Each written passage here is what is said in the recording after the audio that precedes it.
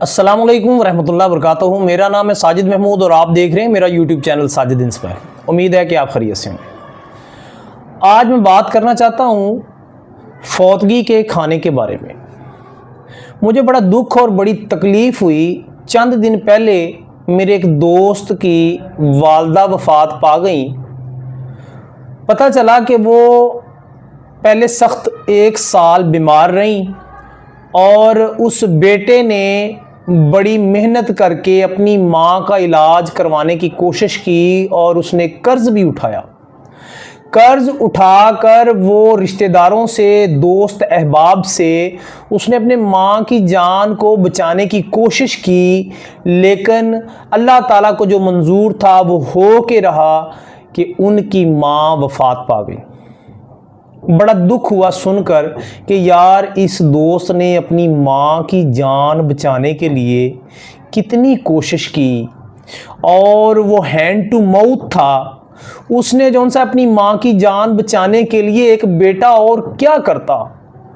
उसने कर्ज भी लिया, दोस्तों से भी कर्ज लिया, रिश्तेदारों से भी कर्ज लिया, जो जमा पूंजी उसके पास थी उसने वो भी खर्च कर दी, लेकिन उसकी माँ जानबर नहीं हो सकी और वो अल्लाह ताला को प्यारी हो गई। जनाजे में शिरकत की। जनाजे में शिरकत करने के बाद उसके दुख में और उसके गम में उसको महसूस करते हुए उसके दुख और गम में शरीक हुए, उसे इज़हारे अफसोस किया। लेकिन एक उस फौतगी के मौके पर जो एक मामला देखा, जो एक सीन देखा, सीन के देखकर दिल बर्दाश्ता नहीं रह सका। होता क्या है कि उस दोस्त की वालदा के जनाजे के बाद जब हम उसकी रहायशगाह जाते हैं तो वक़्त थोड़ा सा गुजारने के लिए कि यार दोस्त है, कोई काम होगा तो काम बता देगा, इस मुश्किल वक्त के अंदर हम उसके काम आ जाएंगे। लेकिन पता क्या चलता है, जब वो हमारे पास खड़ा था तो पता चलता है उसको पीछे से आके किसी ने हल्की सी थपकी दी और कोई खाने के बारे में बातचीत कर रहा था। और चंद ही मिनटों के अंदर हमने वो देखा जो उस लड़के की आंखों के अंदर आंखें सुर्ख थीं, नींद की उसको कमी थी, माँ का दुख और गम था, उसके ऊपर दुनिया जहान के पहाड़ टूटे हुए थे। उसको ना नींद की परवाह थी, ना पैसों की परवाह थी, एक ही परवाह थी कि मेरी माँ इस दुनिया से चली गई है, मेरा तो ज़माना लुट गया है। लेकिन चंद ही लम्हों में देखा कि उस घर के बाहर जौन सा है वो तंबू और कनात लगे हुए थे, जिसमें खाने वाली महफिलें जौन सी हैं वो स्टार्ट हो गई। मैंने अपनी आंखों से देखा कि वो लड़का, वो दोस्त अपनी माँ का गम बुलाकर अब उन मेहमानों को खाना खिला रहा है। और ये भी खबर सुनने में मिलती है कि जौन सा है वो देगें कम ना पड़ जाए, खाना जौन सा कम ना पड़ जाए, एक देग और पका लो।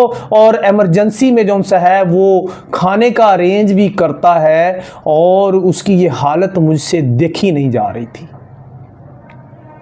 और ये भी मैंने अपने आंखों से देखा कि जौन सा है वो देग के पास जो खाना डाल रहा था उसको ये भी फरमाइश आई कि जौन सा है वो फलां अजीज़ मेहमान आया है, अगर उसको जौन सा है अच्छा खाना ना दिया तो वो बुरा मना जाएगा, ये जौन सा है लेग पीस 1-2 जौन सा है इसकी प्लेट में डाल।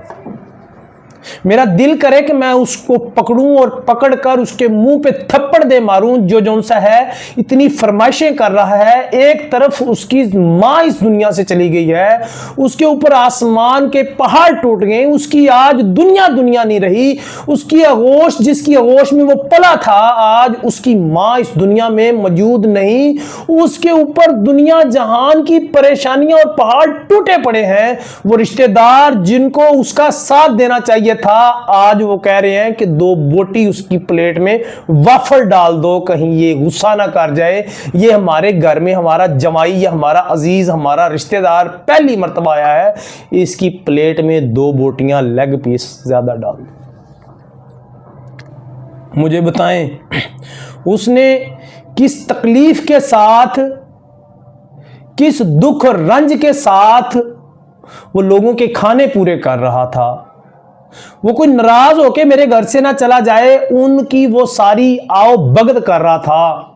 कहीं वो देगे पकवा रहा था तो कहीं उसको मां का गम था। और ये सारा सीन देखकर मुझसे रहा नहीं गया और मैंने कहा कि मैं इस टॉपिक के ऊपर जो मैं कर सकता हूं वो मैं करूंगा और करके दिखाऊंगा। मैं इसके ऊपर वीडियो बनाऊंगा और अपने सुनने वालों को मैं ये बताऊंगा कि यार क्या हम इस रस्म को ख़त्म नहीं कर सकते? क्या अल्लाह ताला का दिया हुआ हम सबके पास नहीं है? क्या ये जो खुद साख्ता बनाई हुई रस्म, जो किसी गरीब के घर में कुछ फौत हो जाता है तो हम सारे वहां पर बैठकर खापे खाते हैं, क्या ये एक वक्त का खाना हम छोड़ नहीं सकते? क्या हमारी गैरत इतनी गवारा नहीं करती कि हम ये एक टाइम का खाना जो सा है उसको छोड़ दें? हम अपनी पॉकेट से जाके बाहर से खा लें, हम अपने घर से जाके खा लें, मरने नहीं लगे, वहां पर चौड़े होके बैठ जाते हैं कि ये जो उनसे हैं हम भी चार नवाले यहां पे खा के ही जाएंगे, और बड़े शौक से खाते हैं और पूरी पूरी फैमिली खाती है। कहीं औरतों की अलहदा जो सा है खाने की डिशेस चल रही हैं तो कहीं मर्दों की अलहदा चल रही हैं। अगर वो गरीब जरा जो सा है उससे कुताही हो जाती है तो और भी उसके जान के लाले पड़ जाते हैं कि इसकी रोटी पूरी नहीं हुई। बताएं, मेरा आपसे सवाल है, क्या ये जो पहाड़ गम के आप पर टूटे, आपके साथ ये हो, क्या आपको अच्छा लगेगा?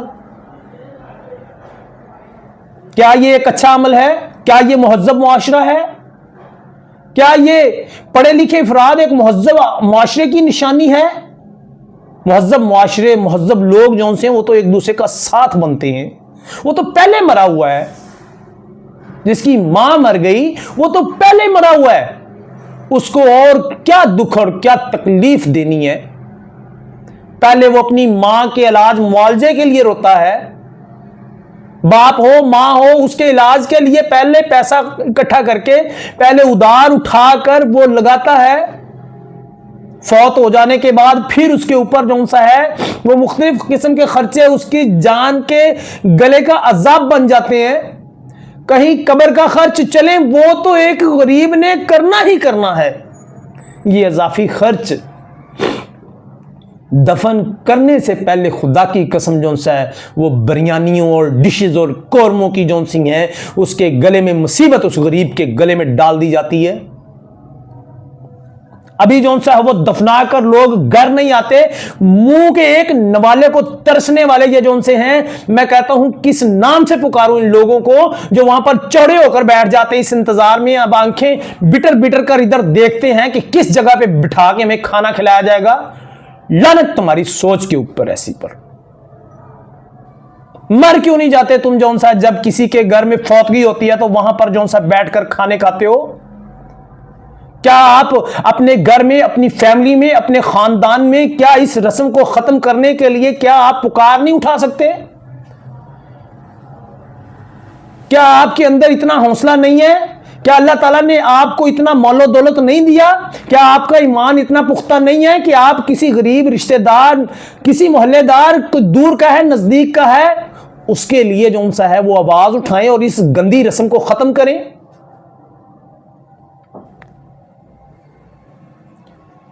मेरी आपसे दरख्वास्त है, देखें हाथ जोड़ के दरख्वास्त कर रहा हूं,